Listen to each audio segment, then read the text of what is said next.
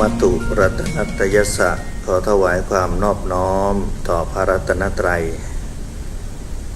ถวายความเคารพครูบาอาจารย์พระเถระนุเถระที่ติดตามรับชมรับฟังนวัตการครูบาอาจารย์ที่มาร่วมกันที่บ้านท่านเจ้าภาพวันนี้เจริญพรโยมเรวดีนะสาตรพลพร้อมทั้งลูกๆครอบครัว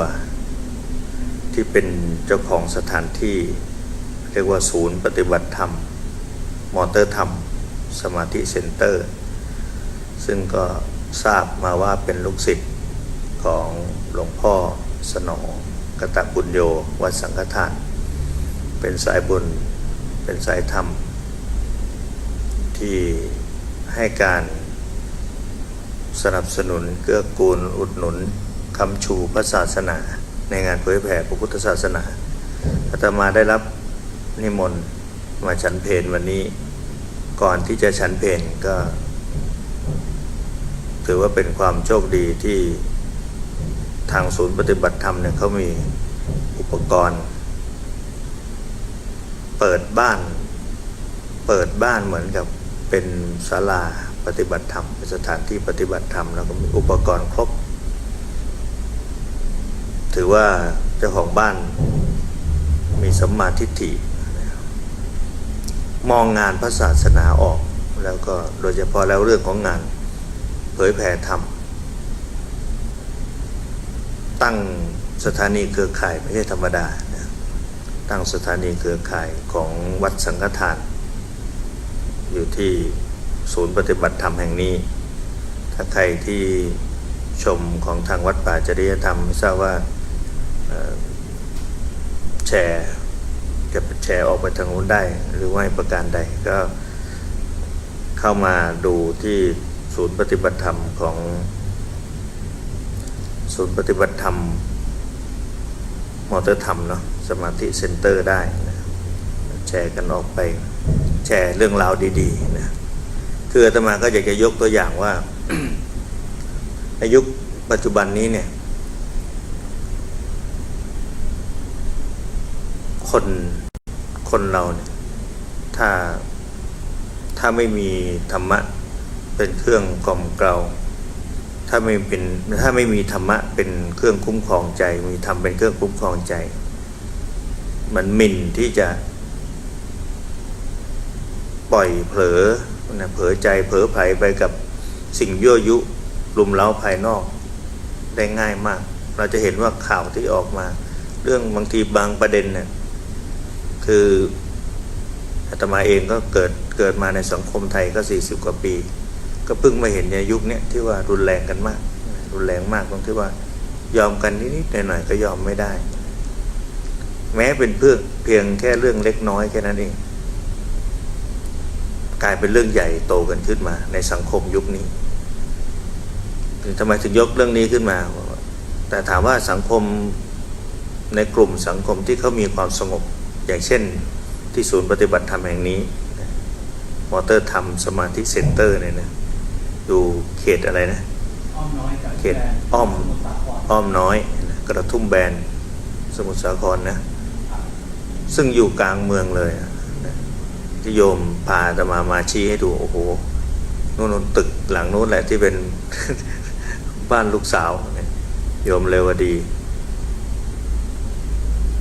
เคยไปที่วัดป่าจริยธรรมมาแล้วไปจังหวัดเลยไปหลายวัดแล้วก็เห็นว่าจะไปอยู่ปฏิบัติธรรมที่วัดถ้ำผาใหญ่เมื่อเห็นอาตมาบางท่านที่ชมทางศูนย์ปฏิบัติธรรมอาจจะไม่รู้ชื่อบอกชื่อสักหน่อยพระครูสมุนิรุตนิติสาโรเจ้าวาดวัดป่าจริยธรรมอยู่ที่ตำบลนาดอกคำอำเภอนาด้วงจังหวัดเลยซึ่งเป็นศูนย์ปฏิบัติธรรมอีกแห่งหนึ่งที่จัดขึ้นตั้งขึ้นมาด้วยความตั้งใจให้งานเผยแผ่พระศาสนาเดินไปโดยที่ อาศัยบารมีที่เกิดขึ้นกับตนเองนี่แหละเริ่มจากเราเมื่อก่อนเคยตอนที่ตั้งสถานีมีสถานีวิทยุชื่อว่าสถานีวิทยุพระพุทธศาสนาแห่งชาติจังหวัดเลยสถานีวิทยุพระพุทธศาสนาแห่งชาติจังหวัดเลยก็ตั้งขึ้นมาในช่วงนั้นก็ได้มาดูงานที่วัดสังฆทานด้วยอาตมาเคยมาดูงานวัดสังฆทานเนี่ยทำได้ยิ่งใหญ่มากนะช่วงแรกๆช่วงนี้คงจะลดลงมาตามกฎหมายแล้วล่ะนะเมื่อก่อนนี่หลวงพ่อก็ตั้งเสาสูงเสียดฟ้าเหมือนกันนะสูงตระหง่านเลยนะสาขาเยอะมากนะเดิมทีแล้วตัวอาตมาเองก็ไม่ใช่เป็นคนภาคอีสานเป็นคนภาคกลางนี่แหละอยู่จังหวัดอุทัยธานีจังหวัดอุทัยธานีอยู่อำเภอบ้านไร่จังหวัดอุทัยธานีเห็นบอกว่าฟังวัดสังฆทานได้ด้วยนะบางช่วงเนี่ยฟังสถานีของวัดสังฆทานได้ด้วยไม่แน่ใจว่าฟังสถานีวิทยุโดยตรงของวัดสังฆทานหรือว่าเป็นเครือข่ายในแถบถิ่นเพราะว่าติดจังหวัดสุพรรณบุรีจังหวัดชัยนาทด้วยที่บ้านอาตมาอยู่นะเห็นโยมพ่อบอกว่าเคยฟังของวัดสังฆทานอยู่นะวิทยุในยุคสมัยทุกวันนี้มันเป็นเครื่องมือที่ตอบสนองตอบโจทย์ตอบสนองคำถามของชาวพุทธที่เมื่อสักครู่เนี่ยอาตมาขึ้นเริ่มต้นมาบอกว่าคนในยุคสมัยใหม่นะมีความอ่อนไหวกับสภาพอารมณ์สิ่งแวดล้อมแล้วก็แสดงกิเลสมันควบคุมได้ยากก็เพราะว่าขาดข้อมูลการเรียนรู้ธรรมะที่เราบอกว่าเราเป็นชาวพุทธนี่แหละคำว่าเป็นชาวพุทธเนี่ยเราก็ได้สมญานามนี้ตั้งแต่วันแรกเกิดมานู่นแหละเกิดมาปุ๊บเนี่ยเขาก็ชื่อนั้นนามสกุลนี้พ่อชื่อนั้นพ่อชื่อนี้นับถือศาสนาพุทธใช่ไหมเชื้อชาติไทยสัญชาติไทยเขาก็ลงหมดในสุติบัตรนะเติบโตมาถ้าเกิดเป็นรุ่นอาตมา40 กว่าปีเนี่ยรวม50 ปีก็จะได้รับการสืบทอดจากพ่อแม่ปู่ย่าตายายจะเห็นว่าวัดที่อยู่ใกล้บ้านก็จะมีกิจกรรมต่างๆเราก็เกี่ยวข้องกับการทำบุญให้ทานรักษาศีลปฏิบัติธรรมจะเกี่ยวข้องอยู่ตลอดอันนั้นในยุคอาตมานะพูดถึงยุคอาตมาทีนี้มาถึงยุคนี้นะมาถึงยุคนี้40 กว่าปีที่ผ่านมามันเปลี่ยนอะไรไปมากมายแม้เด็กในยุคสมัยทุกวันนี้ก็วัดอยู่ใกล้บ้านก็โอกาสที่จะไปเข้าวัดก็ยากเนี่ยทีนี้เมื่อไม่ได้ไปวัดก็ไม่ได้ฟังธรรมซึ่งเป็นธรรมในพระพุทธศาสนาที่มีมานานแล้วล่ะแต่วันพระพุทธเจ้าเผยแผ่ธรรมมาเนี่ยเดี๋ยวก็ครบรอบแล้วเนี่ยวันวิสาขบูชาที่จะถึงไม่นานนี้วันพระพุทธเจ้าถ้าเราเรียกง่ายๆถ้าเราจะเรียกเกี่ยวข้องกับพระรัตนตรัยก็คือวันพระพุทธ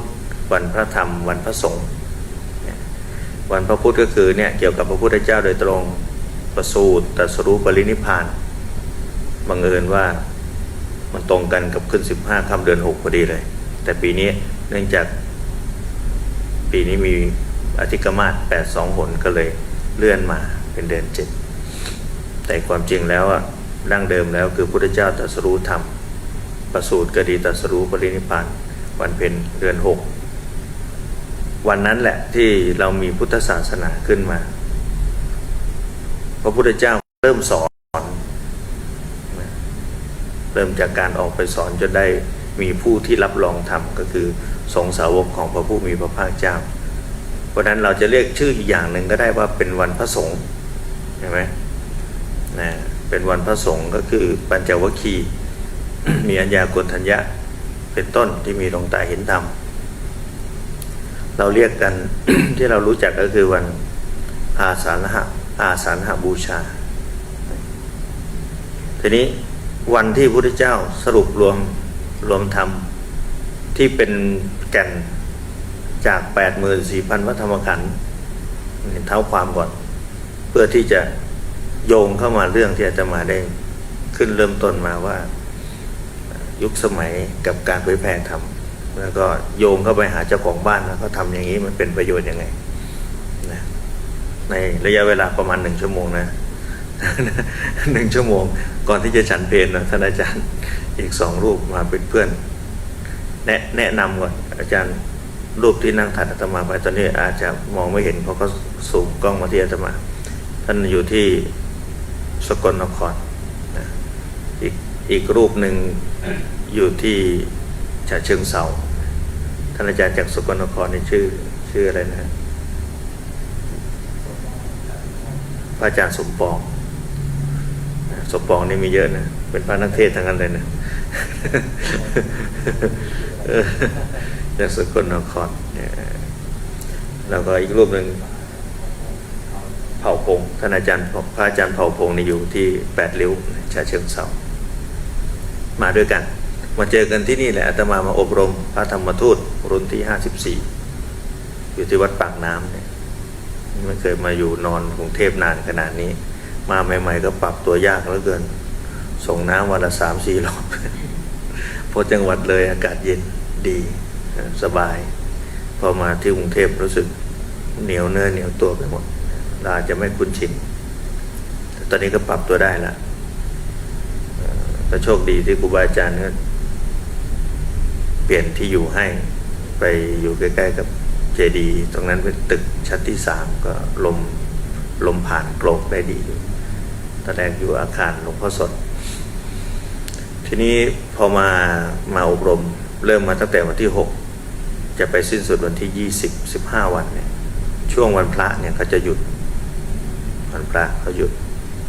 ถือว่าเป็นวันหยุดเพราะว่าทางวัดปากน้ำเขาก็มีกิจกรรมญาติโยมก็ไปทำบุญกันอย่างวันนี้ที่โยมเรวดีกับโยมนบไปรับที่วัดปากน้ำนิมนต์มาฉันเพลที่นี่ที่วัดปากน้ำก็กำลังมีกิจกรรมมีการแสดงธรรมด้วยวันนี้จะมีการแสดงธรรมวันพระด้วยถวายทานอาตมาก็มาที่ศูนย์ปฏิบัติธรรมแห่งนี้โยมนบแล้วก็โยมตุ้ยเจ้าของบ้านศูนย์ปฏิบัติธรรมแห่งนี้ก็นิมนต์บอกท่านอาจารย์ก่อนจะฉันเพลนิมนต์ได้ปรารภธรรมกับญาติโยมซึ่งเป็นสมาชิกเพจ Facebook ของศูนย์ปฏิบัติธรรมมอเตอร์ธรรมสมาธิเซ็นเตอร์ซึ่งมีกลุ่มผู้ที่ชอบพอใจในธรรมะโดยเฉพาะแล้วธรรมะภาคปฏิบัตินี้ในเมื่อบรรยายแล้วอาตมาโยงเรื่องก่อนที่จะเข้ามาถึงแก่นตรงนี้ว่าคนที่จะจัดบ้านให้เป็นสถานลานบุญลานธรรมแล้วก็เป็นสถานที่ศูนย์ปฏิบัติธรรมขึ้นมาได้จนถึงการพากันเจริญสมาธิเนี่ยทุกก้าวย่างที่ทำมามันไม่ใช่ธรรมดานะอาตมาเข้าใจว่าอาตมาก็ไปสร้างวัดซึ่งไม่ใช่บ้านเกิดของตัวเองแล้วก็ถิ่นตรงนั้นเราไม่คุ้นชินกับประเพณีวัฒนธรรมพื้นถิ่นเลยเราก็อยู่มาได้จนตอนนี้ก็เป็นที่พึ่งส่วนหนึ่งก็เป็นที่พึ่งของชาวพุทธในแถบถิ่นนั้นได้แล้วในระดับหนึ่งที่มาเนี่ยก็คืออยากจะมาเห็นว่าโยมนบโยมตุ้ยจะเป็นลูกเขยลูกสาวของโยมเรวดีเนี่ยทำยังไงเพราะแม่ก็เคยคุยให้ฟังว่าลูกสาวก็จัดศูนย์ปฏิบัติธรรมอยู่นะเมื่อมาเห็นแล้วก็ทำให้อาตมานึกถึงบริบทของสังคมในยุคสมัยใหม่กับกลุ่มชาวพุทธเราพุทธบริษัทเรานี่แหละเมื่อการแข่งขันการแข่งแย่งการเป็นไปในการใช้ชีวิตที่มันจะต้องเต็มไปด้วยการแข่งขันนะทุกวันนี้ใครที่เก่งใครที่ เอาตัวรอดได้ในสังคมในยุคสมัยใหม่ถือว่าเก่งแต่ในขณะเดียวกันเราจะรู้ไหมว่า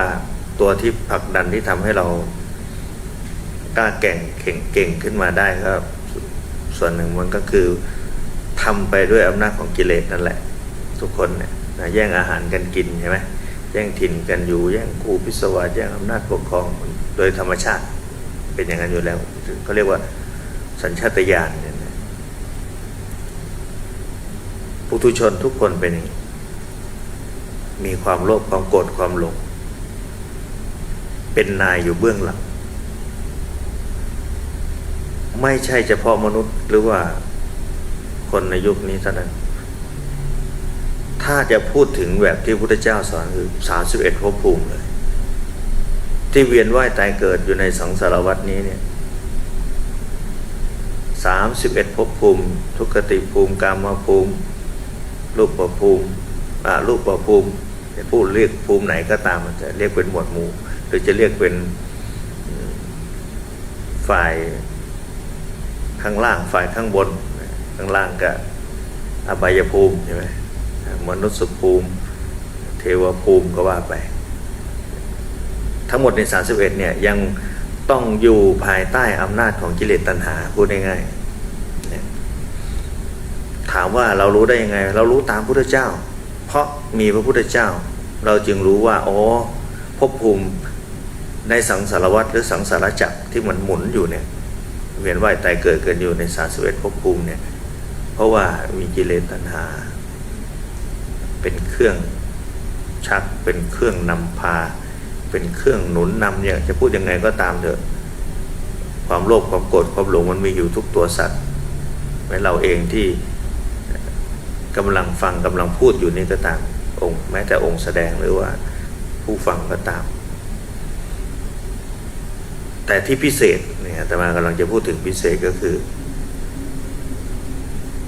เราได้เกิดมาเป็นมนุษย์ภพภูมินี้เป็นภพภูมิที่เหมาะควรแก่การฟังธรรมพัฒนาตัวเองได้ภพภูมินี้นะคือภพภูมิของมนุษย์เนี่ยมันมีทุกข์ให้เห็นประจักษ์ชัดจึงทำให้คนเนี่ยต้องพัฒนาตัวเองให้อยู่ได้ให้อยู่รอดแต่ด้วยในบริบทสังคมอาชีพการงานที่จะต้องเลี้ยงชีวิตตัวเองต้องทำอาหารโดยใช้ปัจจัย4ก็คืออาหารที่อยู่อาศัยเครื่องนุ่งห่มยารักษาโรคที่จะต้องบำรุงดูแลให้ธาตุขันธ์ให้ชีวิตนี้มันอยู่ดำรงอยู่ได้แม้องค์สมเด็จพระสัมมาสัมพุทธเจ้ามาตรัสรู้แล้วมาสอนว่าไม่มีใครพ้นจากเมื่อเกิดมาแล้วเนี่ยต้องแก่ต้องเจ็บต้องตายนะแต่เราก็ไม่ใช่ว่าในเมื่อมันจะตายก็ทำให้ชีวิตปล่อยล่วงตายไปซะเลยไม่ใช่ทุกคนก็อยากจะให้ชีวิตตัวเองอยู่รอดต่อไปได้แล้วจะอยู่รอดอย่างไรโดยที่ไม่เล่าร้อนมีปัจจัย4ในการดูแลบริหารธาตุขันธ์ไปด้วยด้วยความคล่องตัวสะดวกก็เหมือนที่เราต้องทำมาหากินอาชีพการงานต่างๆในขณะเดียวกันถ้าหากว่าเราไม่มีการควบคุมขอบเขตข่ายของตัณหาความอยากที่มันยิ่งโตยิ่งใหญ่ยิ่งได้ยิ่งมีมันก็ยิ่งไม่พอไปเรื่อยนะตัวเล็กๆแบบพวกเรานี่แหละสมองปากมีอยู่แค่นี้ท้องมีอยู่แค่นี้แต่โอ้โหคิดการใหญ่มากบางคนอายุมาจนป่านนี้ก็ยังวางอะไรไม่ได้ต้องเอาต้องมีต้องเป็นต้องได้ถึงบอกไงว่าด้วยความโชคดีของเราเกิดมาเป็นมนุษย์แล้วยังได้พบพระพุทธศาสนาด้วยได้มาเกิดในบ้านเมืองถิ่นที่ที่เป็นปฏิรูปประเทศถิ่นที่เหมาะควรเราเกิดมาเนี่ยประเทศอื่นๆเขาอาจจะไม่มีเวลามานั่งฟังธรรมแบบเรานะป่านนี้ก็ต้องไปดิ้นรนวิ่งหนีอะไรอาวุธยุทโธปกรณ์อะไรต่างๆมากมายที่นอกจากจะมีจิตใจที่โหดเหี้ยมโหดร้ายแล้วก็ยังสร้างสิ่งที่มาสนอง ความโหดร้ายของตัวเองด้วยที่เบียดเบียนกันพระพุทธเจ้าบอกในสิ่งเหล่านั้นไม่ดีนะถ้าใครค้าใครทำอาชีพนี้ก็ถือว่าเป็นมิจฉาอาชีวะขายทำสัตว์ขายสัตราใช่ไหมขายยาพิษเนี่ยค้าชีวิตสัตว์อื่นผู้อื่นเขาดำรงชีวิตให้ตัวเองอยู่รอดแต่ว่าทำลายชีวิตคนอื่นเขานี่ธรรมะเหล่านี้ถ้าไม่มีพระพุทธเจ้ามาตรัสรู้ไม่มีโอกาสได้ยินได้ฟังแม้พระพุทธเจ้าตรัสรู้แล้วเผยแผ่มาแล้วมีผู้ที่สืบทอดต่อมามีพระสงฆ์สาวกของพระผู้มีพระเจ้าพระพุทธเจ้าสรุปธรรมที่บอกว่าเป็นวันพระธรรมที่เราบอกว่าวันเพ็ญมาฆบูชาพระเจ้าตรัสสรุปธรรมที่อยู่ในโอวาทปาติโมกข์เราจะเรียกวันเนี่ยวันสำคัญเนี่ยวันพระพุธวันวิสาขะวันพระธรรมวันมาฆบูชาวันพระสงฆ์วันอาสาฬหบูชาอย่างนี้ก็ได้พูดอย่างนี้ก็ได้ที่เกี่ยวข้องกับพระรัตนตรัยถ้าไม่มีพุทธเจ้าตรัสรู้ค้นคว้าในธรรมที่ตรัสรู้แล้วนำมาสอนเราจะไม่มีโอกาสได้ยินได้ฟังสิ่งเหล่านี้แม้จะได้มีโอกาสได้ยินได้ฟังมีพระธรรมคำสอนอยู่ถ้าไม่มีพระสงฆ์บวชสืบทอดเล่าเรียนศึกษาพระสงฆ์บวชแล้วต้องเรียนด้วยนะต้องศึกษาแล้วก็เผยแผ่ด้วยเนี่ยสำคัญนี่กำลังจะพูดโยงมาถึงมันต้องเผยแผ่เนี่ยเผยแผ่เนี่ยสำคัญมากบวชมาแล้วก็อยู่ใครอยู่มันก็สบายตัวอยู่แต่เราได้ศึกษาแต่เราผู้เดียวก็เหมือนกับปัจเจกกับบุคคลที่เอาแต่เฉพาะเอาตัวเองรอดแต่สงฆ์ในพระพุทธศาสนานี้ต้องเผยแผ่ให้ผู้อื่นเป็นมาตรฐานพูดง่ายๆเราพูดภาษาศัพท์สมัยใหม่มันเป็นมาตรฐานของสงฆ์ของพระพุทธเจ้านะว่าเมื่อท่านรู้แล้วท่านจะต้องเผยแผ่ท่านไม่เก็บไว้กับตัวเองหรอกการเผยแผ่ของท่านไม่ใช่จะไปสอนอย่างเดียวนะแค่การไปของท่านเนี่ยเอาธรรมวินัยพุทธเจ้าตรัสไว้ดีแล้วนั่นแหละพระพุทธปฏิบัติไปด้วยอากัปกิริยาอาการในธรรมวินัยเหล่านั้นก็เหมือนกับไปประกาศธรรมให้อาตมานึกถึงตอนที่ครูบาอาจารย์ในยุคหลวงพ่อชาหลวงพ่อสนองเก่าๆที่ท่านอยู่กันมาแล้วท่านไปเผยแผ่ต่างประเทศกันใหม่ๆนุ่งห่มแบบนี้เป็นนักบวชมาจากไหนอย่างนี้นะไม่เหมือนยุคสมัยนี้ที่อาตมาไปเนี่ยเขารู้จักแล้วฝรั่งยกมือไหว้แล้วอันนั้นได้อานิสงส์จากครูบาอาจารย์ได้เผยแผ่มาก่อนนะแต่เมื่อก่อนเรานึกถึงถ้าเราย้อนไปนึกถึงตอนครูบาอาจารย์ไปใหม่ๆไปเดินบิณฑบาตเขาบอกนี่คุณจะมาขอทานคุณจะมาขอแถวนี้ไม่ได้นะผิดกฎระเบียบของเขาอย่างนี้เป็นต้นฉันไม่ได้มาขอฉันมาประกาศศาสนาของฉันว่านักบวชในศาสนาของฉันเขาทำกันอย่างนี้ส่วนคนที่เขาจะทำบุญเขาจะใส่หรือไม่ใส่เขาจะให้หรือไม่ให้อยู่ที่จิตศรัทธาของเขาเพราะนั้นสายพระป่าเนี่ยบางทีท่านถือบิณฑบาตเป็นวัดไม่ได้ไปบิณข้างนอกท่านเดินอยู่ในศาลาบิณฑบาตเพราะรักษาข้อวัดอันดีงามอันนี้ไว้ที่มีอยู่ในศาสนานี้ถ้าไม่บิณฑบาตเนี่ยมันรู้สึกว่ามันขาดไปแล้วในข้อวัดอย่างนี้ปฏิปทาครูบาอาจารย์บางทีบางรูปบางนามท่านนั่งรถเข็นแล้วท่านยังถือบาตรให้ลูกศิษย์เดินเข็นรถอุ้มบาตรรับบาตรในศาลาก่อนที่จะเข้าลงฉันอันนี้ก็คือวงของพุทธเจ้าท่านทำมาอย่างนี้เห็นไหมการเผยแผ่นั้นเนี่ยอาตมากำลังพูดถึงการเผยแผ่ด้วยรูปแบบวิธีการด้วยหลักธรรมซึ่งสืบทอดมาเป็นภาษาที่ทรงไว้ซึ่งพุทธพจน์นี่เรียกว่าภาษามคธเรียกว่าบาลีนั่นแหละบาลีนี่คือภาษารักษาธรรมแล้วก็เป็นธรรมะของพุทธเจ้าด้วยนะรักษาพระพุทธศาสนาคำว่าพระพุทธศาสนาเกิดขึ้นหลังพุทธเจ้าเสด็จดับขันธ์ปรินิพพานเมื่อก่อนนี้เราอาจจะเคยได้ยินพระพุทธเจ้าบอกจงประพฤติพรหมจรรย์ทำอันเราตรัสไว้ดีแล้วเธอจงทำที่สุดแห่งทุกข์ให้แจ้งพระนิพพานอย่างนี้เป็นต้นคำว่าศาสนานี้มีเมื่อพระพุทธเจ้าเสด็จดับขันธ์ปรินิพพานเพราะพระธรรมก็คือคำสอนของพระผู้มีพระภาคเจ้า เห็นไหมใครเป็นศาสดาก็คือพระพุทธเจ้าใครเป็นคนบอกกล่าวหรือเป็นคนนำพระธรรมมาสอนก็คือพระพุทธเจ้าตรัสรู้ธรรมแล้วจึงนำมาสอน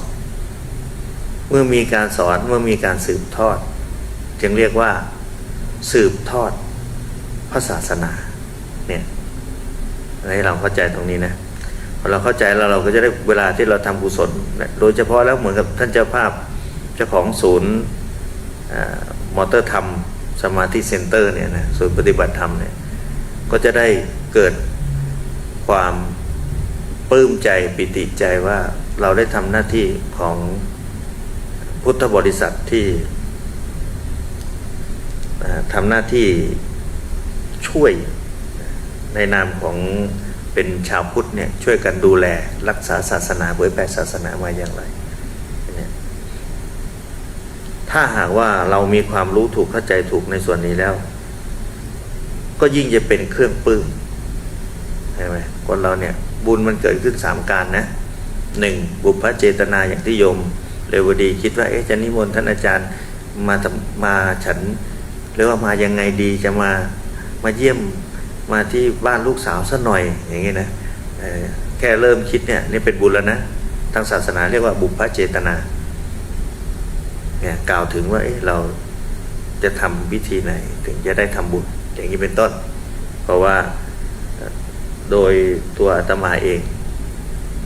อาตมาก็มีเวลาจำกัดก็คือจะได้หยุดแค่ช่วงวันพระเพราะว่าตอนนี้มานะอยู่ในฐานะนักศึกษา นักเรียนผู้มาเรียนมารับการอบรมทีนี้ขณะที่ทำมีความตั้งใจว่าจะทำอะไรบุญในศาสนาเนี่ยโยมต้องตั้งใจทำด้วยตัวเองทำด้วยมือของตัวเองทำด้วยความใส่ใจทำด้วยความเคารพท่านบอกว่าถวายทานก็ถวายทานด้วยความเคารพในทานที่ตนเองจะเตรียมได้มาทานนั้นเป็นของบริสุทธิ์ใช่ไหมได้มาโดยการไม่ได้เบียดเบียนใครทำมาหาอยู่หากินมาด้วยความสุจริตเนี่ยเห็นไหมวัตถุทานดีผู้รับมีศีลมีธรรมมีพระสงฆ์เป็นต้นเราก็มีได้บุญในระดับที่2นะทำไปแล้วนึกถึงหลังจากเหตุการณ์นั้นผ่านไปนึกถึงคราวใดก็มีความสุขใจอิ่มใจปราบปลื้มใจนี่แม้ช่วงระยะเวลานานไปแล้วก็ยังเกิดลักษณะนั้นอยู่เนี่ยบุญยังอยู่นะบุญรักษาเนี่ยที่บอกว่าบุญรักษาเนี่ยธรรมะคุ้มครองเห็นไหมพุทธธรรมนี่แหละคุ้มครองเราแม้ในกายในตัวของเราไม่มีสัญลักษณ์ใดๆทางศาสนาเลยแต่ว่าเราได้ประทับธรรมะไว้ในใจของเราแล้วจะไปไหนมาไหนไปกับความสงบอยู่กับความสงบผู้ใดอยู่กับความสงบผู้นั้นก็จะพบกับธรรม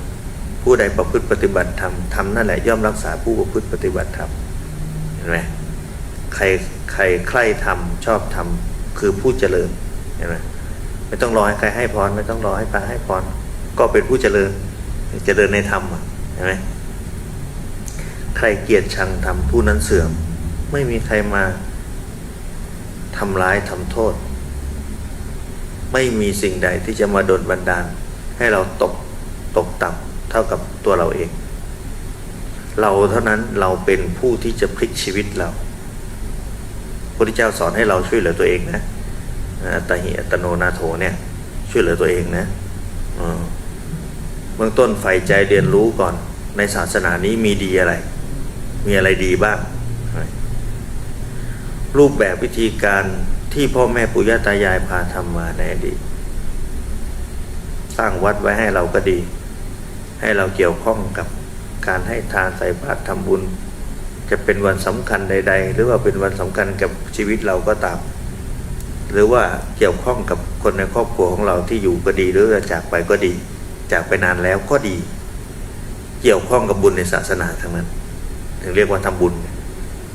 สุดท้ายแล้วยังอุทิศส่วนบุญนี้ให้แก่ผู้ที่ล่วงลับไปแล้วด้วยสอนให้เราเป็นผู้ที่มีความกตัญญูกตเวทีรู้คุณในสิ่งที่มีคุณแม้เครื่องของใช้ ที่ทำให้เรามีอาชีพการงานมีรายได้ขึ้นมาเนี่ยพ่อแม่ปู่ย่าตายายเราสอนมาหมดเราจะเห็นว่าบางทีเราเข้าไม่ถึงเราก็จะไปโทษกันเองหรือว่าดูถูกดูหมิ่นกันเองว่าเป็นผู้ที่งมงายใช่อยู่การกระทำนั้นประหนึ่งว่าดูเหมือนว่าจะงมงายแต่ว่าคนที่เขาวางไว้ที่เขาสอนเรามาเนี่ยเขาไม่ได้ต้องการให้เรางมงายแบบนั้นแต่เรายังเข้าไม่ถึงเหตุผลที่บรรพบุรุษเราวางไว้อย่างเช่นเรามีเรือเป็นยานพาหนะพาเราไปในที่ต่างๆเมื่อก่อนไม่มีรถบ้านอยู่ริมน้ำเขาก็ให้ไหว้แม่ยานางเรือใช่ไหมมีเกวียนขนสินค้าไปที่ต่างๆได้จำนวนมากๆก็ให้ไหว้แม่ยานางที่ดูแลเกวียนอย่างนี้เป็นต้นวัวควายตัวไหนไถไร่ไถนาเขาก็ยังมีการทำบุญอาตมายังจำได้วันพระคนแก่ให้ไปเก็บดอกไม้ทูบเทียนมาไหว้มาขอขมาวัวควายคนสมัยนี้อาจจะมองเฮ้ยงมงายนะเหมือนกับกระทาชายนายหนึ่งที่เขาอยู่โลกโซเชียลที่คนดูติดตามเขาเยอะแยะมากมายเขาก็แสดงทัศนะของเขาที่เขามองเห็นกับการแสดงออกอย่างนี้อาจจะมองไปอาจจะไม่เข้าถึงเนื้อหาที่แท้จริงของบรรพบุรุษก็วิจารณ์ไปถึงขนาดวิจารณ์จับจ้วงถึงพระพุทธเจ้าว่าเดิน7-9เป็นไม่ได้ยังไงอย่างนี้เป็นต้นเรายังเข้าไม่ถึงการเรียนรู้ที่เข้าไปลึกกว่านั้นอย่าเพิ่งตัดสินลูกหลานไทยลูกหลานพุทธต้องเอาปัญญาเป็นที่ตั้งไว้เบื้องหน้าว่าเราจะเดินขึ้นไปสู่สภาพปัญญาเหล่านั้นอย่างไรอย่าไปตัดสินอะไรที่อยู่รอบตัวเราง่ายๆเร็วๆด่วนๆโดยเฉพาะแล้วดูถูกบุพการีเนี่ยใครที่ไม่เคารพไม่มีความกตัญญูกตเวทีเจริญยากกล้าพูดเลยว่าไม่เจริญพร้อมที่จะตกต่ำเพราะเขาไม่รู้คุณไงไม่รู้คุณแม้พุทธเจ้าสอนบุคคลใดได้พึ่งพาอาศัยร่มเงาต้นไม้ใบไม้ร่มเงาแห่งต้นไม้ใหญ่เวลาที่บุคคลนั้นจะจากไประลึกคุณของต้นไม้นั้นไม่พึงลิดรอนกินกิ่งใบของต้นไม้นั้นก็ชื่อว่าเป็นผู้ที่กตัญญูต่อต้นไม้ที่อยู่อาศัยนะเราหมดอยู่ประเทศนี้ผืนแผ่นดินนี้เรากตัญญูต่อผืนแผ่นดินได้ไหมได้เรานึกถึงปู่ย่าตายายเราว่าปู่ย่าตายายเรากว่าจะได้ผืนแผ่นดินนี้มาสละเลือดเนื้อสละชีวิตแลกมาเพื่อที่จะเอาไว้ให้พวกเราอยู่กันร่มเย็นเนี่ยผืนแผ่นดินเนี่ยใช่ไหมอย่างนี้เป็นต้นเรามาระลึกถึงเราก็รักษาพื้นแผ่นดินนี้เอาไว้ปู่ย่าตายายเรานึกถึงว่าลูกหลานเราจะอยู่ยังไงต่อไปก็เลยสร้างวัดไว้ให้มีศาสนาเป็นที่ยึดเหนี่ยวทางด้านจิตใจบางคนบอกไม่จำเป็นแล้วล่ะเดี๋ยวนี้เสิร์ชหาอินเทอร์เน็ตเข้าไปตรงไหนก็รู้ธรรมะเนี่ยมองข้ามภูมิปัญญาของคนในอดีตถ้าอาตมาจะพูดอย่างนั้นแบบที่คนยุคใหม่พูดก็พูดได้ไหมไม่จำเป็นแล้วแหละว่าต้องมีพระไตรปิฎกใช่ไหมถ้าพระสมัยทุกวันนี้ไม่ต้องท่องไม่ต้องสวดแล้วล่ะพูดอย่างนี้ก็ได้นะเพราะเดี๋ยวนี้มีธรรมะตัวไปเยอะแยะมากมายศึกษาตอนไหนก็ได้อย่างนี้ก็ได้แต่อย่าลืมว่าวิธีการของบรรพบุรุษเราผู้เริ่มต้นศาสนาพระพุทธเจ้านำธรรมะมาสอนใช่ไหมเดินด้นดันไปนะตรัสรู้ธรรมแล้วยังต้องดูอีกว่าใครเหมาะกับการฟังธรรมอีกนะใช่ไหมปัญจวัคคีย์อยู่ตั้งไกลป่าอิสิปตนมฤคทายวันห่างไกลเดินทางมาต้องเป็นเดือนเดินเท้าหลังจากพิจารณาธรรมสุขอยู่ที่ต้นพระศรีมหาโพธิ์แล้วพุทธคยาใช่ไหมเราไปมาแล้วนั่งสมาธิขนาด2,000 กว่าปีแล้วเรายังได้รับ ไออุ่นแห่งธรรมรสที่มันมีความสุขในใจนะอาตมาก็ไปช่วงก่อนเข้าพรรษาเนี่ยไปชาร์จแบตคือไปกราบเข้าเฝ้าพุทธเจ้าต้นภาษีมหาโพธิ์ไปนั่งสมาธิเมื่อก่อนนี้คิดว่าเราไปเราไม่เคยไปเขาให้เขาพาไปที่ต่างๆเราก็อยากไปกับทัวร์เขาพาไปแวะนู่นแวะนี่แต่นี้ความคิดไม่ใช่แบบนั้นละอาตมาอยากจะไปทำความเพียรอยากจะไปนั่งสมาธิอยู่ตรงที่พระพุทธเจ้าประทับนั่นแหละ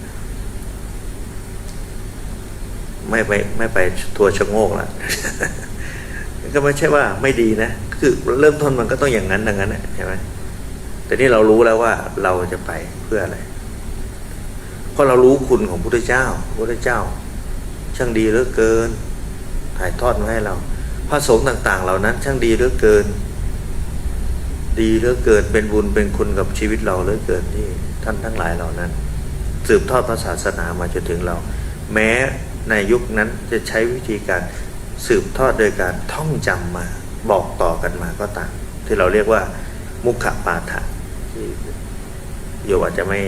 คุ้นชินกับคำนี้ถ้าเกิดไม่อยู่ในแวดวงของการศึกษาในพระศาสนาคือการท่องบอกกันปากต่อปากเหมือนที่พระสงฆ์ท่านทำกันอยู่ในยุคปัจจุบันนี้ที่มีการสาธยายเป็นต้นแล้วก็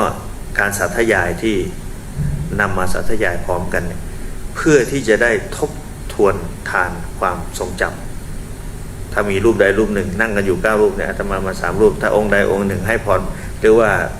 สวดผิดบทไปสักประโยคหนึ่งก็จะรู้เลยว่าเนี่ยท่านจำมาผิดเห็นไหมแต่ว่าอีก2รูปเป็นที่น่าเชื่อถือเพราะว่าพูดในแนวเดียวกันถูกเห็นไหมอันนี้เรียกว่ามุขปาฐะสืบทอดศาสนามาคำสอนมาอย่างนี้นะทรงไว้รักษาไว้ซึ่ง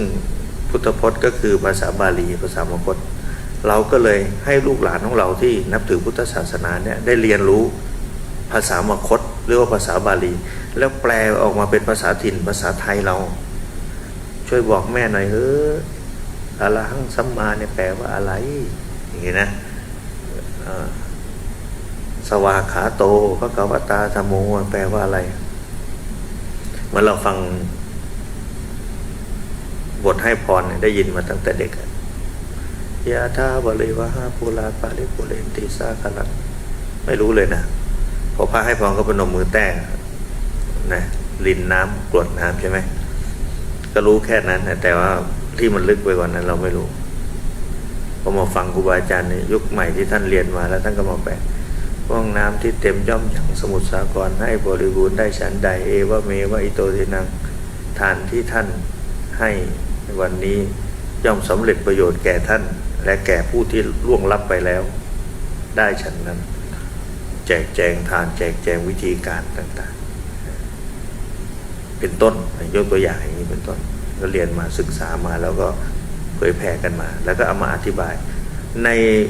พระภิกษุที่ไปเรียนมาศึกษามาก็ไม่ใช่ว่าจะมาเทศได้อธิบายได้ทุกรูปจากความเข้าใจของท่านบางทีเข้าใจโดยส่วนตัวของท่านแล้วว่าศาสนาดียังไงท่านก็บวชอยู่ต่อมาได้บอกโอ้พระองค์นี้บวชมาตั้งนานไม่เห็นเทศสอนคนอื่นเลยจะไปจับจ้วงปรามาสท่านไม่ได้เพราะท่านรู้คุณนั่นแหละท่านจึงอยู่มาจนถึงทุกวันนี้แต่ท่านสอนผู้อื่นท่านได้มีความสามารถวาสนาของท่านไม่ได้มาทางด้านนั้นนะผู้ที่จะมาสอนทำเผยแผ่ทำได้หาได้ยากอีกทีนึงเห็นไหมมีจำนวนน้อยนะเห็นไหมแต่ละยุคแต่ละสมัยมาแล้วก็ต้องได้จากการปฏิบัติให้ได้ผลก่อนถึงจะมีน้ำหนักในการที่จะมาเผยแผ่อย่างพระเดชพระคุณหลวงพ่อสนองของเราเนี่ยปฏิบัติมาก่อนทำมาก่อนเผยแผ่มาก่อนแล้วมีวิสัยทัศน์ดีมากเลยพอยุควิทยุท่านก็ทำวิทยุเห็นไหมมันนึกถึงอย่างหลวงตามหาบัวอย่างเงี้ยอาตมาเคยติดตามฟังของหลวงตามาตั้งแต่ชุดธรรมะเตรียมพร้อมสอนพระล้วนๆเลยมีแต่เรื่องดีๆทั้งนั้นปฏิบัติตอนหลังมาหลวงพ่อไม่พูดถึงพระเนี่ยหลวงพ่อพูดถึงเรื่องบ้านเมืองเรื่องชาวบ้านซึ่งท่านจะไปแล้วยังเป็นห่วงอีกรวบรวมกองทุนไว้ให้โดยการที่ทำพระป่าถวายทองอย่างนี้เป็นต้น ถ้าเกิดเรามามองช่วงท้ายพระอะไรไปยุ่งเกี่ยวกับเรื่องเงินทองอย่างเงี้ยบางคนพูดจาบจ้วงจะมีสมัยหนึ่งที่ไม่เข้าใจก็พูดกันไปเราไปศึกษาให้ดีนะครูบาอาจารย์พระเถระมหาเถระต่างๆบวชกันมาตั้งแต่เป็นสามเณรถ้าอยู่มาได้ยังไงจนมาได้เป็นเจ้าคณะจนมาถึงยุคปัจจุบันนี้เราแค่ข่าวไม่ดีออกไปนิดหน่อยแล้วเราก็ไปจับจ้วงไปว่าท่านไปวิจารณ์ท่านเนี่ยเราทำอะไรให้โลกนี้ได้สักเสี้ยวหนึ่งแบบที่ท่านทำกันมาหรือเปล่าทบทวนตัวเองก่อนแต่นี้นักเลงมีเยอะนักเลงคีย์บอร์ด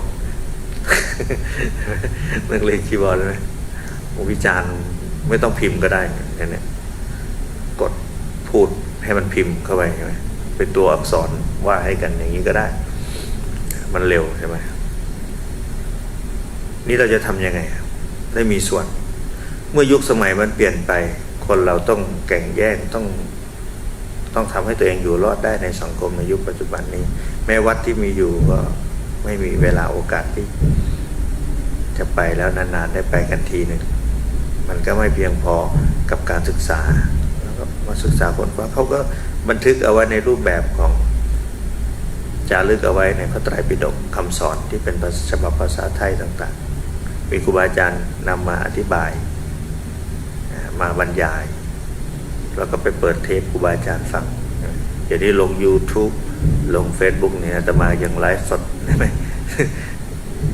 คนไม่ได้มานั่งอยู่นี่ฟัง2 คน2-3 คนในบ้านนี้แต่ว่าคนอยู่ข้างนอกฟังได้อีกตั้งเยอะแยะอย่างนี้เป็นต้นเอาเครื่องมือมาใช้ซึ่งอาตมาก็ระลึกคุณของครูบาอาจารย์ตรงนี้ว่าท่านวิสัยทัศน์ดีมากการมองโลกที่มันมองไปมองไกลๆแล้วก็เอาอุปกรณ์พวกนี้ที่มีอยู่ในโลกมาใช้กับงานเผยแผ่พระศาสนาแล้วยิ่งมาได้กำลังแบบโยมนพเลยนะหลวงครูบาอาจารย์ทำมาดีแล้วทำไงให้กระจายออกมาในเขตพื้นที่ที่ห่างไกลออกมาอาจจะมีวิทยุที่มันแออัดกันอยู่มันเบียดกันอยู่เนี่ยฟังขึ้นสังฆทานไม่ชัดละฟังมาไม่ถึงแล้วแต่ว่าถ้าเกิดมีเครือข่ายอยู่ที่นี่อย่างของวัดป่าบ้านตาดเขาก็มีเครือข่ายทั่วประเทศเหมือนกันมันก็ทำให้ที่นี่รับสัญญาณจากแม่ข่ายมาแล้วก็กระจายได้ฟังธรรมของวัดสังฆทานได้ชัดอย่างนี้เป็นต้นเราต้องมีศรัทธาแล้วมีความเข้าใจแล้วก็ต้องเข้าใจในการใช้เครื่องมือเทคโนโลยีสมัยใหม่ด้วยนะมันไม่ใช่โอ้ยองค์ประกอบมันเหตุปัจจัยมันต้องประกอบพร้อมกันนะมีอาชีพการงานมั่นคงถึงจะทำได้คนเรายังปากกัดเท้าถีบอยู่เขายังยุ่งยากของเขาอยู่เนี่ยเขาจะเสียสละอย่างแล้วแม้เขามีแล้วเขาไม่มีจิตสาธารณะที่จะเสียสละไม่มีศรัทธาในพระศาสนาอีกก็จะทำอย่างนี้ก็ทำไม่ได้คนรวยๆเยอะแยะไปที่เขายังเข้าไม่ถึงจุดนี้รวยกว่าเราไม่รู้เท่าไหร่เขามีนะมีแล้วก็มีทุกอย่างเรียกว่าใช้เวลาว่างไปหาทำร้ายสัตว์อื่นพืชเขานะเห็นไหมเพราะเขาไม่รู้หลักธรรมเป็นชาวพุทธอยู่นะเคยฟังธรรมะอยู่รู้อยู่ว่ามันเป็นบาปยังไงไม่บาปยังไงแต่ว่าก็เลือกที่จะไม่ทำเพราะมันมีความสุขกับสิ่งเสพทางตาหูจมูกลิ้นกายใจที่มันปรุงแต่งวันนี้เราจะไปเที่ยวไหนดีเราจะไปสนุกสนานแบบไหนดีเพื่อที่จะมาบำรุงบำเรอทางตารูปเห็นรูปใช่ไหมหูได้ยินเสียงจมูกได้กลิ่นลิ้นลิ้มรสกายสัมผัสอยู่นี่แหละมันอยู่นี่แหละอายตนะภายในภายนอกช่องทางเนี่ย12เนี่ยใน6ออกนอก6อยู่เนี่ยนะธรรมารมณ์กับเรื่องราวใช่ไหมที่มันทราบได้ด้วยใจไอ้ธรรมารมณ์นี่สำคัญมากเพราะว่ามันเป็นส่วนรวมนะทางเข้ามัน5ใช่ไหมตาหูจมูกลิ้นกายมันเข้ามารวมอยู่ใจหมดนะเข้ามาอยู่ที่ใจหมดถ้าเกิดไม่มีการเอาอย่างรถยนต์เนี่ยเขายังต้องไปล้างเปลี่ยนน้ำมันเครื่องใช่ไหมไปล้างกองอันนี้พูดถึงศัพท์ภาษารถยนต์นะถ่ายน้ำมันเครื่องเปลี่ยน ตัวกรองลมอะไรต่างๆล้างแอร์ล้างอะไรเพราะมันมีวันสกปรกนี่เห็นไหมแต่ว่าใจเรามันรับเข้าหูทางตาทางหูทางจมูกทางลิ้นทางกายเนาะเป็นรูปเสียงกลิ่นรสสัมผัสเนี่ยบทธรรมารมณ์ที่มันเข้ามาภายในเนี่ยมันไม่มีตัวกรองเนี่ยทำยังไงทีนี้ธรรมะนี่จะเป็นตัวกรองถ้าใครให้ทานก็ดีรักษาศีลก็ดีควบคุมพฤติกรรมตัวเองได้แล้วให้ตัวเองอยู่ในความสงบได้แล้วต้องมากรองใจโดยการทำสมาธิที่นี่เป็นศูนย์ปฏิบัติธรรมเป็นความโชคดีของคนในแถบถิ่นนี้ที่เป็นลูกศิษย์ของหลวงพ่อสนองที่จะปลีกเวลาหาโอกาสไปวัดสังฆทานแต่ละครั้งมันยากเหลือเกินนะต้องจากโอกาสสำคัญวาระสำคัญงานใหญ่ๆหรือว่าตัวเองก็พร้อมที่จะถึงช่วงเวลาโอกาสแต่ถ้าเกิดว่ามีที่ศูนย์ปฏิบัติสักที่หนึ่งที่อยู่แถบถิ่นแถวนี้ใกล้ๆแล้วเราพอเดินทางมาร่วมกันได้มีที่จอดรถมีที่พักมีคนบริการดูแลได้เราก็เลือกที่จะมาพบกันในโอกาสที่เรานัดพบกันเห็นว่าเดือนละครั้งเหรอเดือนละ1 ครั้งวันอาทิตย์ใช่ไหมเดือนหนึ่งมี4 สัปดาห์4 สัปดาห์เราก็เลือกกันสักสัปดาห์หนึ่งภายใน1 เดือนแล้วก็วันอาทิตย์นี้ใครก็หยุดงานข้าราชการก็หยุดห้างร้านหยุดหมดเพื่อที่จะมาสำรวจใจตัวเองนะทีนี้ได้อาตมาก็ทราบจากโยมนพผู้เป็นเจ้าของสถานที่ว่าที่นี่ก็มาเน้นเรื่องของการปิดวาจาแล้วก็เข้ามาในสถานที่สงบมานั่งสมาธิกันอันนี้เรียกว่าเข้าหาแก่นละแก่นพระศาสนาละเห็นไหมตั้งแต่เราฟังธรรมทำความเข้าใจกับธรรมะเลือกที่จะทำในทางที่ถูกสมาธิถี่แล้วก็เลือกในการที่จะเดินไปให้ถูกทางให้ทานรักษาศีลควบคุมพฤติกรรมที่จะไปละเมิดซึ่งกันและกันเพิ่งเห็นว่าคนทั่วไปที่เขาหยาบกันอยู่ที่เขาทำแบบพวกเราไม่ได้เพราะว่าสิ่งเหล่านี้มันเข้าไม่ถึงเขานี่เรายังมีส่วนสนับสนุนเพราะเราตั้งเครือข่ายเป็นสถานีลูกข่ายของวัดสังฆทานให้คนอื่นเขาได้ฟังบางทีเขานั่งรถไปเปิดวิทยุหมุนขึ้นมาเจอกำลังทุกข์ใจกำลังมีปัญหาอยู่ได้ฟังสักประโยคนึงซึ่งเป็นวรรคทองประโยคทองของชีวิตอาจจะพลิกเปลี่ยนชีวิตเขาเลยก็ได้ใช่ไหมธรรมะนี่มันสำคัญนะมันเปลี่ยนใจคนได้ถ้ามันเข้าถึงแล้วนะเปลี่ยนใจได้ธรรมะเราจะเนี่ยเราผ่านชีวิตที่มันหยาบๆกันมาทั้งนั้นแหละเห็นไหมมีความโลภมีความโกรธมีความหลงมันทุกคนแต่พอมากรองเหมือนตะแกรงนะร่อนรู้อยู่ว่าบริเวณนี้มันอาจจะมีทองนะ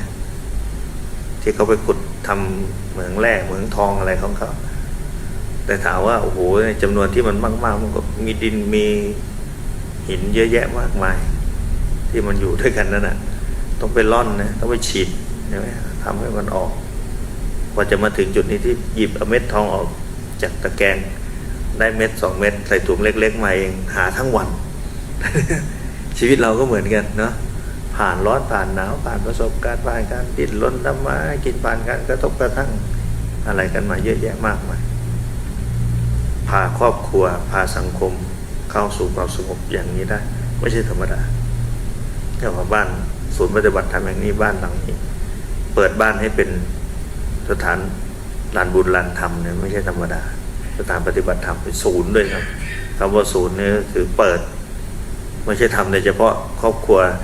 บ้านของตนเองเฉพาะตนเองกับครอบครัวเท่านั้นถ้าทำเฉพาะตนเองกับครอบครัวเราก็ทำห้องพระ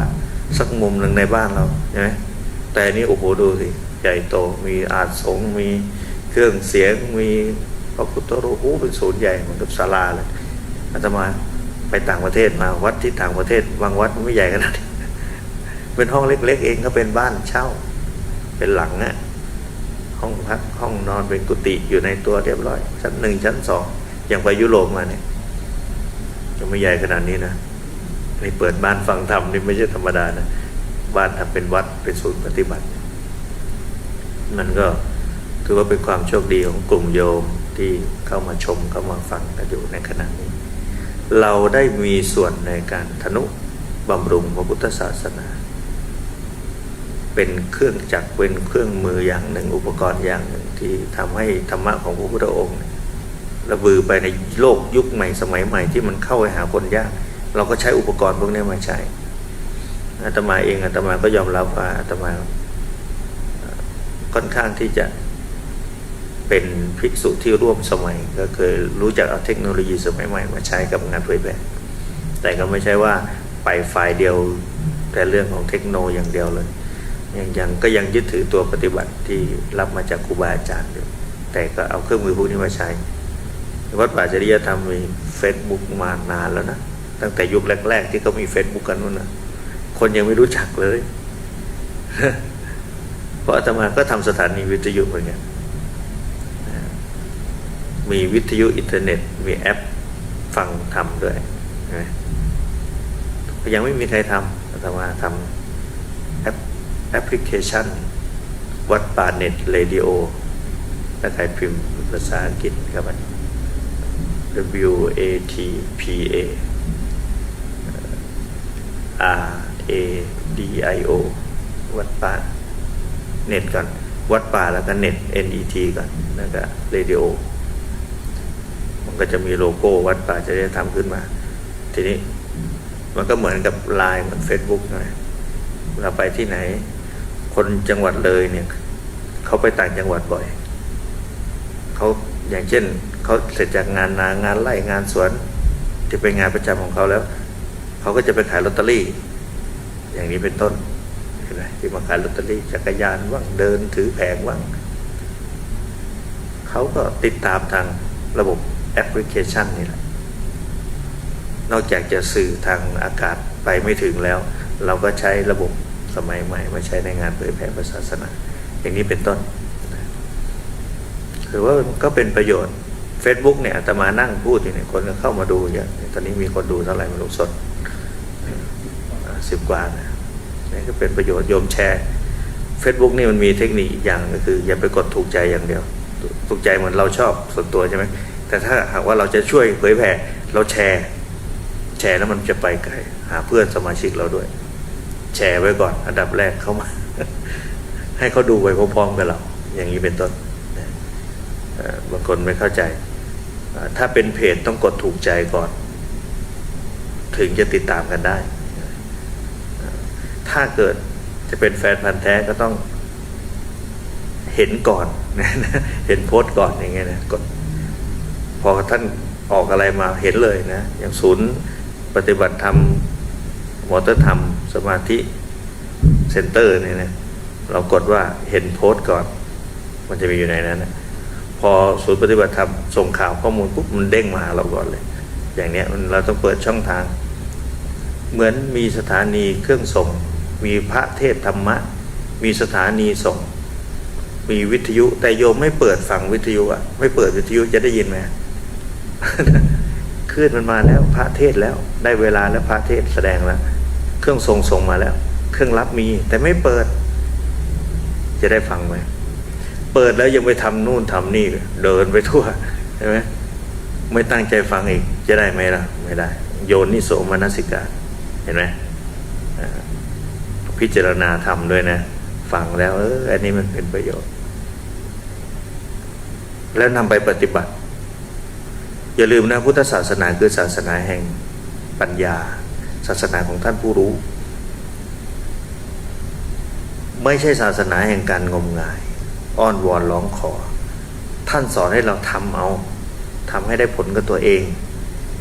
ให้ได้ประจักษ์ชัดแล้วพิจารณาเรียบร้อยแล้วลงมือทำผลจึงจะเกิดไอ้ที่ว่าปฏิเวทปริยัติเรียนศึกษาทำความเข้าใจ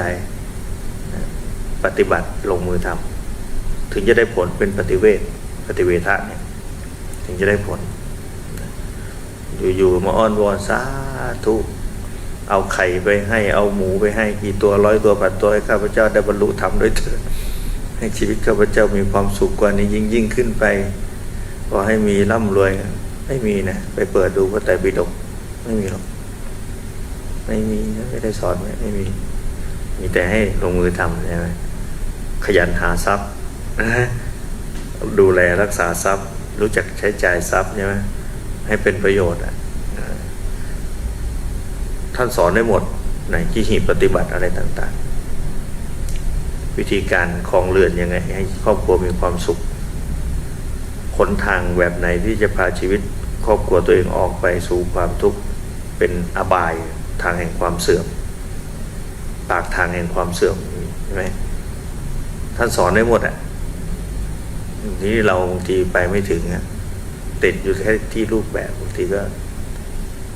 ได้ทูบได้เทียนก็ไปหาอ้อนวอนวินำซ้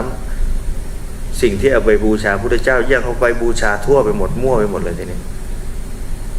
ต้นไม้ภูเขาจอมปลวกสัตว์เดรัจฉานก็อยู่ภพภูมิที่เขาลำบากอยู่แล้วเรายังสาธุขอให้ข้าเป็นสาวกของท่านโดยเถิดเนี่ยถ้าพูดแปลง่ายๆขอให้ข้าพเจ้าได้เป็นส่วนหนึ่งให้ท่านเป็นผู้วิเศษนำพาชีวิตข้าพเจ้าพูดอย่างนั้นหรือเปล่าอันนี้แปลในความหมายนะเรากำลังไปอ้อนวอนทางคกตัวหนึ่งให้บันดาลให้ชีวิตครอบครัวเรามันดีขึ้นอย่างนี้เป็นต้นเต่าตัวหนึ่งอย่างเงี้ยเขาเองเขาก็ยังแย่อยู่เลยนะไม่รู้ใครจะอาศัยใครเนี่ยอย่างนี้เป็นต้นนะพระพุทธเจ้าสอนให้เอื้อเฟื้อแบ่งปันช่วยเหลือมีแล้วเนี่ยกินอิ่มเราแล้วก็แบ่งปันให้คนอื่นเขาได้อิ่มด้วยได้อยู่ด้วยกันได้ด้วยคนไหนที่อยากจะให้สังคมคนรอบข้างรักเราก็ต้องรู้จักแบ่งปันเอื้อเฟื้อคนไหนให้คนนั้นก็จะมีเสน่ห์ไม่ต้องไปทำเสน่ห์ไม่ต้องไปทำวิธีอะไรกันมากมายแก้ผ้าแก้ผ่อนอะไรสารพัดที่เขาไปหลอกลวงกันไม่ต้องไปถึงขนาดนั้นพูดจาไพเราะอย่างนี้มีน้ำเสียงที่มันดีนิ่มนวลหากันตั้งความปรารถนาดีถ้าจะพูดถ้าจะทำคิดสิ่งใดมีเมตตาให้กันความปรารถนาดีคือเมตตาอย่างนี้เป็นต้นอันนี้มีหมดเลยนะเพียงแต่ว่าเราไม่ได้เรียนมาตรงนี้เราไม่ได้ยอมให้โอกาสไม่เปิดให้ตัวเองได้มีโอกาสฟังเราไปเอารวบยอดเลยสาธุไปไหว้พระพุทธไปไหว้องค์พุทธปฏิมาก็ขอให้องค์พุทธปฏิมาจงมาดลบันดาลให้เกิดสิ่งนั้นสิ่งนี้กับชีวิตของข้าพเจ้าแต่ไม่ยอมฟังธรรมของพระพุทธเจ้าไม่ยอมเอาธรรมะพระพุทธเจ้าไปปฏิบัติถามว่าผู้ใดปฏิบัติธรรมผู้นั้นย่อมได้รับผลของการปฏิบัติความสงบสุขร่มเย็นเกิดขึ้นแก่ผู้ประพฤติปฏิบัติผู้ใดเห็นธรรมผู้นั้นก็เห็นตถาคตได้เข้าเฝ้าตถาคตคือพระพุทธเจ้านะเราลองเปรียบเทียบนะจะได้เวลาแล้วอุปไมยว่าเต่ามันเป็นสัตว์ครึ่งบกครึ่งน้ำเต่าลงไปอยู่กับปลาก็ได้นะขึ้นมาอยู่บนโคกตามทุ่งตามที่ทุ่งท้องไร่ท้องนาก็ได้พอขึ้นมาแล้วโอ้ยอากาศบรรยากาศข้างบนมันเย็นสดชื่นเหลือเกินวันนี้ลมพัดดีดวงอาทิตย์กำลังโผล่พ้นขอบฟ้าขึ้นมาบรรยากาศดีเหลือเกินลมก็ดีโชยมาเสียงนกเสียงสัตว์อื่นร้องกันอยู่ข้างบนระงมไพรระงมยึดพอลงน้ำไปก็ไปเล่าให้ปลาฟังโอ้ยวันนี้เราได้ไปขึ้นไปข้างบนมาแล้วรู้สึกบรรยากาศมันสดชื่นได้เห็นดวงอาทิตย์ได้เห็นท้องฟ้าแจ่มใสลมพัดมาเย็นสบายเย็นแบบนี้ไหมอยู่นี่ก็เย็นแล้วนั่นเนี่ยนะปลาก็อาจจะคิดอย่างงี้ใช่ไหมปลาเขาคิดอย่างงี้เขาเห็นแค่นี้ไงเขาไม่เคยขึ้นไปปลาขึ้นไปได้ไงไปดิ้นกระเดวหายใจแป๊บเดียวตายแล้วนะปลาไม่เคยเห็นก็มองไม่ออกโยมเพราะนั้นเนี่ยศูนย์ปฏิบัติธรรมมอเตอร์ธรรมสมาธิเซ็นเตอร์เนี่ยบางคนเขาไม่เข้าใจทำไมต้องทำอย่างนี้ใช่ไหมก็อาจจะมองเราไปอีกอย่างหนึ่งนะโอ้เปิดบ้านเป็นศูนย์ปฏิบัติธรรมทำไมไม่บวชซะเลยล่ะบางคนอาจจะพูดอย่างนี้ใช่ไหมเนี่ย บางคนเรียกชีเรียกพระไปซะแล้วเรียกเจ้าของศูนย์ เขาไม่เข้าใจว่าคนที่อยู่ในคนที่อยู่บนบ้านกับคนที่กำลังขึ้นบันไดบ้านเนี่ยมองต่างกันจำไว้เขามองก็คนเพิ่งอยู่ข้างล่างเขาจะมองเห็นไว้เขาก็มองเห็นแค่ในรอบตัวครับถ้าอีกคนหนึ่งขึ้นไปอยู่บนสมมติว่าขึ้นอยู่บนตึกมองลงมาแล้วก็จะมองเห็นได้ไกลกว่ากว้างกว่าอย่างนี้เป็นต้นไม่ใช่เปรียบเทียบว่าใครดีกว่าใครทางธรรมะเขาจัดสรรของเขาเองน่าจะมาก็มั่นใจว่ากลุ่มของโยมเนี่ยที่ชมกันอยู่ก็ดีฟังอยู่เป็นกลุ่มที่พัฒนาแล้วครูบาอาจารย์ได้พามาถึงจุดนี้ได้แล้วเนี่ยขอให้พัฒนายิ่งขึ้นไปนำความสงบสุขร่มเย็นเข้ามาสู่ครอบครัวแล้วก็สังคมเป็นส่วนหนึ่งในเป็นจักรเครื่องจักรกลเฟืองหนึ่งไม่จะเป็นเฟืองเล็กๆในเครื่องจำนวนเครื่องแต่มันก็ขาดกันไม่ได้ในพุทธศาสนาก็คือพุทธบริษัท4เนี่ยช่วยกันหมุนให้เครื่องจักรกลเครื่องยนต์นี้เดินไปนำพาสังคมไปสู่ความสงบสุขร่มเย็นก็ขอพุทธานุภาพธรรมานุภาพสังฆานุภาพจนอภิบาลรักษาคุ้มครองให้ศูนย์ปฏิบัติธรรมแห่งนี้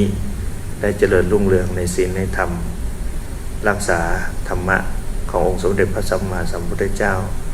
ให้ระเบือกระจรกระจายไกลไปนำสันติสุขไปสู่โลกและสังคมยิ่งขึ้นไปด้วยเธอ